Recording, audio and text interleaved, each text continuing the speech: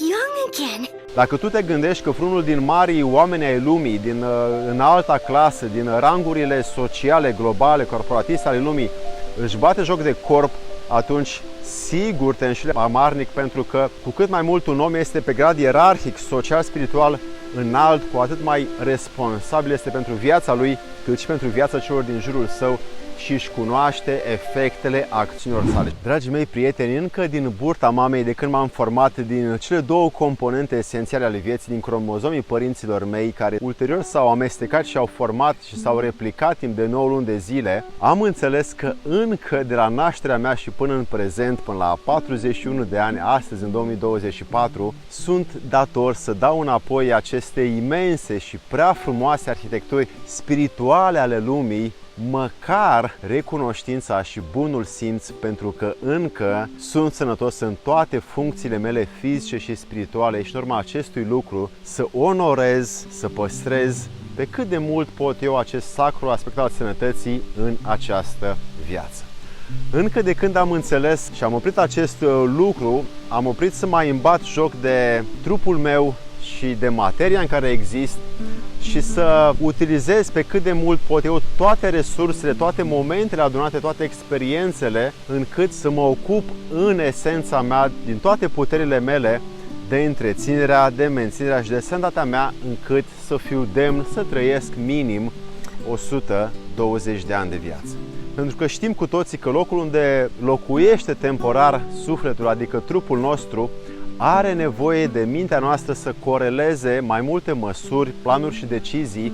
care să faciliteze forța și puterea corpului ca sufletul să câștige, să stea în corp cât mai mult, încât să experimenteze această stratificare sau cristalizare, stabilizare a acestor substanțe energo-spirituale din el, pentru a-i permite ulterior să se dezvolte în alte lumi superioare acestei lumi materiale. Și din acest motiv, uite, prin ce am trecut și ce am făcut ca să ajung aici. În trecut am oprit foarte multe relații care nu-mi dădeau evoluție, creștere și putere să cresc spiritual. După aia am căutat foarte mulți oameni care aveau mai mult decât mine sau trăiau mai multe experiențe mai bogate decât mine și am văzut cum fac aceștia. Și mi-a prins foarte bine să stau printre ei. Am învățat că cea mai bună învățătură din viață este și va fi experiența vie, nu cărțile, nu filozofiile, nu teoriile, ci experiența în care simți prin simțuri viața. Am început să opresc hrana din magazinele comerciale și n-am mai fost pe acolo de mult. Am căutat în mine ce înseamnă creșterea vieții prin minerale, prin vegetale, prin plante, prin animale, cum toate acestea migrează în om și omul crește și se dezvoltă. Am adăugat hrană și lichide foarte multe necesare creșterii bacteriilor sănătoase din sistemul nostru digestiv, cum ar fi lactobacilii, probioticele sau enzimele. De asemenea, am curățat corpul și multe părți din el de-a lungul vieții și am introdus foarte multe substanțe și suplimente benefice, particular per organ și per bucată de corp, ca să fiu sănătos. De asemenea, am oprit foarte multe rețete de pe internet sau rețete care sunt cunoscute pentru a reface complet structura și înțelesul păstrării nutrienților în hrană, încât dacă vii într-una din tabele pe care noi le facem, vei descoperi care este acest înțeles și această direcție. Ei bine, vreau să vorbesc despre unul dintre acestea și anume cum am ajuns să stau departe de foarte multe magazine, pentru că am văzut că produsele comerciale sunt mai nou în ultimii 20-30 de ani îmbibate, după cum scrie și pe eticheta lor, de foarte mulți conservanți, monoglutamați, aditivi chimici, așa mai departe, care prelungesc viața produsului pe raft să stea conservat și în corp fac foarte multe daune.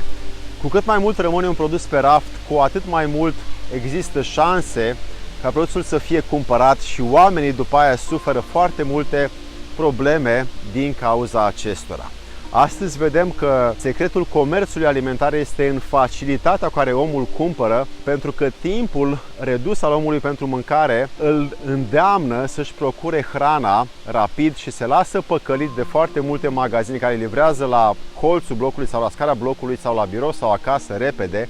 și oamenii încep să aibă defecțiuni din această cauză. Ei bine, foarte multe firme de catering se ocupă astăzi să faciliteze această situație și sunt foarte multe minciuni acolo pentru că omul nepregătit alege repede să vină mâncarea și mâncarea este arsă termic.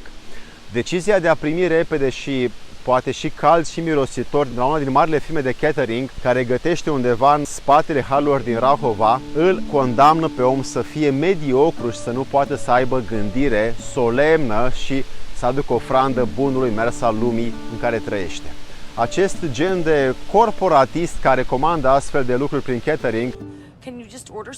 stă foarte bine la nivel profesional, dar în termen de viață personală și de îngrijirea vieții sale interioare, este un adevărat idiot la pătrat în a-și pune în ordine exact lucrurile necesare menținerii și păstrării sănătății în trupul său.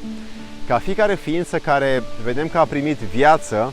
principala responsabilitate a omului este de a îngriji, de a păstra, de a menține ceea ce a fost dat cu împrumut prin educație. Noi primim un corp și ulterior îl folosim și plecăm din el. Asta este împrumutul. Când mergem la biblioteci și împrumutăm cărți, acolo ce facem? Ducem după aia cartea înapoi, dar luăm cunoașterea cărții. Așa facem și cu trupul. Luăm corpul, învață sufletul, corpul pleacă și conținutul acestui corp este sufletul care a experimentat și a câștigat ceea ce pentru divinitate se numește experiență cosmică.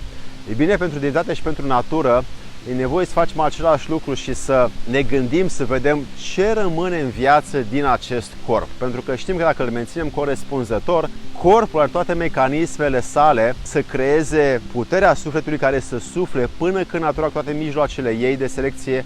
va opri corpul și din el, ca fluturile din omidă, iese sufletul. Și de asta tot timpul fac aceste videouri pentru tine, ca să fim cu toții în colectivul sufletelor mai mulți. Știm cu toții că trupul nostru are niște legi de funcțiune foarte bine rânduite și determinate de adaptarea naturii, care omul are nevoie să le cunoască și să le învețe oriunde poate, pentru că omul trăiește în echilibru naturii și prin ea se autoservește atât pe el cât și lumea cosmică. Întinerirea și menținerea în forțe proaspete a acestui sacru corp este unul din scopurile cu foarte mult bun simț pe care omul cu capul pe umeri ar trebui să-l aibă și să-l caute în decursul vieții. Dacă tu te gândești că vreunul din marii oameni ai lumii, din înalta clasă, din rangurile sociale, globale, corporatiste ale lumii, își bate joc de corp, atunci sigur te înșeli amarnic, pentru că cu cât mai mult un om este pe grad ierarhic, social, spiritual înalt, cu atât mai responsabil este pentru viața lui, cât și pentru viața celor din jurul său și își cunoaște efectele acțiunilor sale. Și dacă acest lucru are sens pentru tine, atunci urmează calea sănătății, revezi acest video și construiește în tine această situație în care te hrănești cu ceea ce natura îți dă, fără să mai consumi din magazine, fără să mai gândești gândurile altora, fără să mai te ocupi cu problemele altora, să te mai îngrijorezi pentru ceilalți și să stai în continuu, să meditezi asupra momentului pe care tu îl ai acum, să vezi de ce l-ai, ce îți transmite ție Dumnezeu prin oameni, prin natură, prin experiența altora acum ție. Să-ți fie de bine!